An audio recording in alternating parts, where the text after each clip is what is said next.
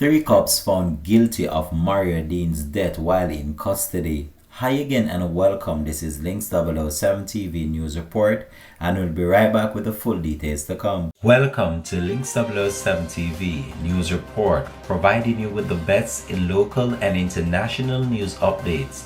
This is a place where you can get the most reliable and informative news information. Links 007 TV News Report. Welcome back and thanks for joining us. This is Links 007 TV News Report. The three cops who were charged in connection with the 2014 beating of Mario Deane in Montego Bay, St. James, were found guilty in the Westmoreland Circuit Court on Thursday. After 2 hours of deliberation, a 7-member jury convicted Corporal Lynn Stewart and Constable Juliana Clevan and Marlon Grant of manslaughter and misconduct in the public office. The officers were initially charged with manslaughter, perverting the course of justice, and misconduct in the public office.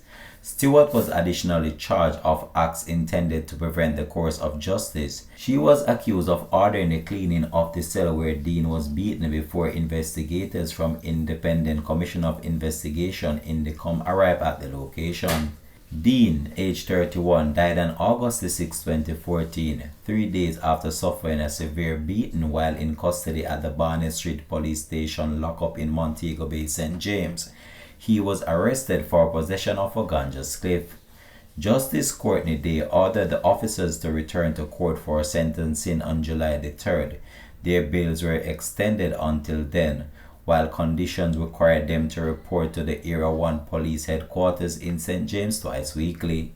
This has been Links 007 TV News Report. Thanks for watching.